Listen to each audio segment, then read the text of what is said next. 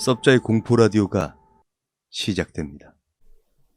여러분, 구독과 좋아요는 섭자에게 아주 큰 힘이 됩니다. 너 지금 뭐 하는 거야, 제이슨? 안 돼. 죽이지 마, 안 돼. 하지 마. 안 돼. 나는 비명을 질렀고 7살의 제이슨은 돌을 내리쳐서 내 고양이 빌리를 영원히 잠들게 만들었다. 오빠가 이런 일을 한 건 처음이 아니었다.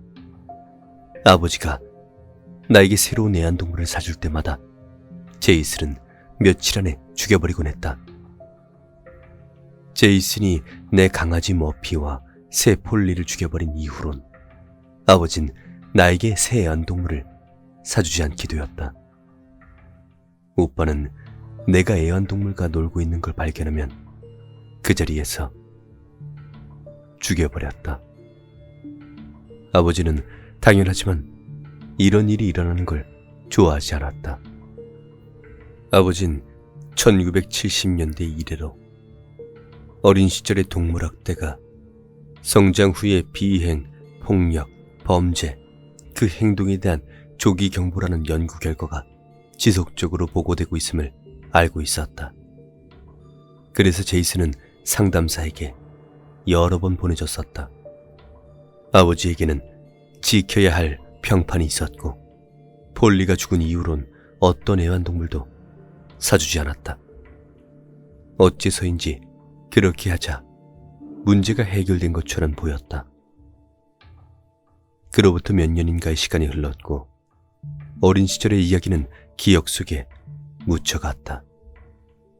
하지만 또다시 어떻게 해야 할지 몰랐어. 너무 화가 치밀어서 어떻게 할지 몰랐다고. 내 오빠 제이슨의 아내가 바람을 피웠다. 제이슨이 집에 걸어갔을 때 그의 아내는 침대에 요가 강사와 함께 누워 있었다. 오빠가 그날 전화로 말해주었기 때문에 이미 아는 내용이었다. 이 비극적인 일이 있고 한 달 뒤 그의 아내는 의문스럽게 실종되었다. 돌연 모습을 감춘 것이다. 모든 정황이 제이슨을 범인으로 지목했다. 사람들은 아내가 한 짓을 알고 있었다. 경찰도 불륜 사실을 알았다. 모두들 오빠가 사랑을 배신한 연인에게 죽음으로 응징했다고 확신했다. 게다가 아무도 그녀를 찾을 수가 없었다. 지상으로부터 어느 날 갑자기 떨어져 나간 것만 같았다. 무슨 짓을 한 거야, 오빠? 오빠, 그 여자 어디 있어? 어? 나는 내 앞에 있는 눈가에 눈물이 맺힌 오빠에게 물었다.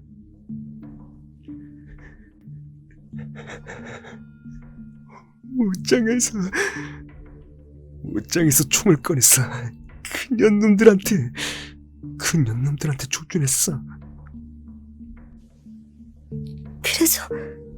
그래서 그 여자를 쐈어? 내가 물었다. 오빠는 잠시 입을 다물었다. 난 제이슨을 정말 사랑했다. 그는 내가 상상할 수 있는 최고의 오빠였다. 만일 내 연인이 바람을 피웠다면 나는 무슨 짓을 했을지 모르겠다. 결코 알 수 없겠지. 난 제이슨이 아니었다. 제이슨! 오빠가 죽였어?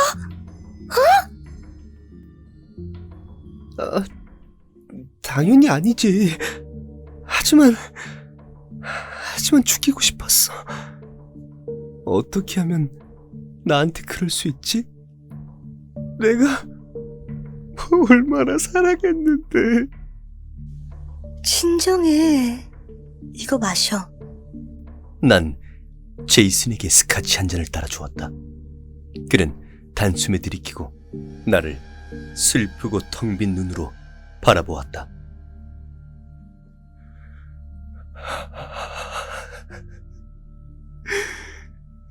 죽일 수가 없었어. 믿을 수가 없었어. 쏴버리려 했는데 그러질 못했어. 이제 그녀는 없어져 버렸고 세상 천지가 내가 그랬다고 생각해. 무슨 인생이 이래? 제이슨은 울면서 말했다. 모든 것을 잃은 남자의 눈이 이윽고 나를 쳐다보았지만 난 어떻게 도와줘야 할지 몰랐다. 나는 그 추운 겨울밤 오빠를 위로하려고 앉아 있었다.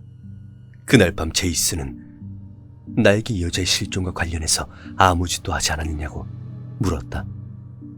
아? 미쳐가는 거야? 내가 되물었다. 상당한 양의 알코올과 슬픔은 사람을 그렇게 만든다. 그냥 아무 짓도 하지 않았다고. 나한테 맹세해. 제이슨이 말했다. 맹세할게. 이 잔인한 세상에선 마음을 아프게 한 대가가 주어지지 않는다. 재판도 없고 따라서 형벌도 없다. 그저 내가 얼마나 아프고 충격받았던지 이겨내길 바란다. 나는 오빠가 아내를 얼마나 사랑했는지 안다. 그녀를 죽였다고 해도 이해한다. 하지만 오빠는 내게 자기 자신이 하지 않았다고 말했다. 나는 제이슨이 아니었고 만일 내가 그의 입장이었다면 이 상황을 어떻게 해야 할지 상상도 하지 않았다. 나는 아무 짓도 안 했습니다. 절대 전 아니에요. 경찰이 현관문을 두드린 첫날 오빠는 그렇게 말했다. 증거를 잡아내려고 집안 곳곳을 샅샅이 수색한 다음에도 제이슨의 대답은 바뀌지 않았다. 경찰은 아무것도 찾지 못했다. 진짜 어디 있는지 모릅니다. 솔직히 말하자면 지금은 신경도 안 써요. 누군가 그녀의 행방에 대해 묻는다면 제이슨은 이렇게 말하곤 했다. 경찰은 몇 달 뒤 증거 부족으로 수사를 중단해야만 했다. 제이슨은 결과적으로 슬픔에서 벗어날 수가 있었다. 4년이 걸렸지만 그는 마침내 다음 발걸음을 뗐다. 나는 결혼식 청첩장을 받고 그 사실을 알았다. 오빠는 내일 2번째 결혼식을 올린다. 이제는 상황이 괜찮아진 것 같다. 그 여자를 떨쳐내기까지 4년이란 시간이 걸렸지만 난 오빠가 이겨내 주어서 행복하다. 사람들은 아직도 오빠가 그 여자의 실종에 관해 결백하지 않다고 생각하지만 그건 그 사람들의 문제다. 사람들은 한 가지를 믿기 시작하면 무슨 말을 해도 설득당하지 않는다. 아직도 종교가 존재하는 이유겠지. 제이슨은 항상 순수함을 유지했고 다른 모두와는 달리 나는 그를 믿었다. 나는 그를 믿었다. 나는 그가 아내를 죽이지 않았다는 걸 알았고 그럼에도 불구하고 지금 그녀가 어떤 상태인지 깨닫는다면 기꺼이 죽이려 할 것조차도 알고 있었다. 하지만 그런 일이 일어나게 둘 순 없잖아. 그 여자는 내 오빠를 속였다. 내 오빠를 배신했고 나는 다른 사람이 또다시 그런 아픔을 겪도록 두고 볼 순 없었다. 제이슨은 너무 어려서 그 여자를 지금이라도 죽여 고통을 끝내주려고 하겠지. 하지만 나는 제이슨이 아니다. 난 그녀를 죽이지 않았다. 나는 망치를 손에 들고 제이슨의 행복한 결혼 소식을 전해주기 위해 지하실로 내려갔다. 그녀의 우는 소리가 들렸다.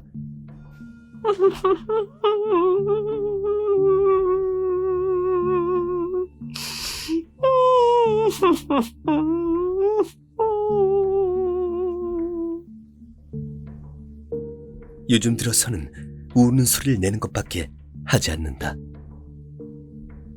예전엔 자기를 풀어달라고 빌었지만 몇 년이 지나자 부질없는 희망은 버린 모양이었다. 이제 나를 볼 때마다 그녀는 자유를 달라고 하지 않는다. 그저 한 가지만을 빈다. 제이슨이 하지 못했던 일을 해달라고 빌고 있다. 하지만 난 제이슨이 아니다. 무슨 짓이야? 이리 내놔.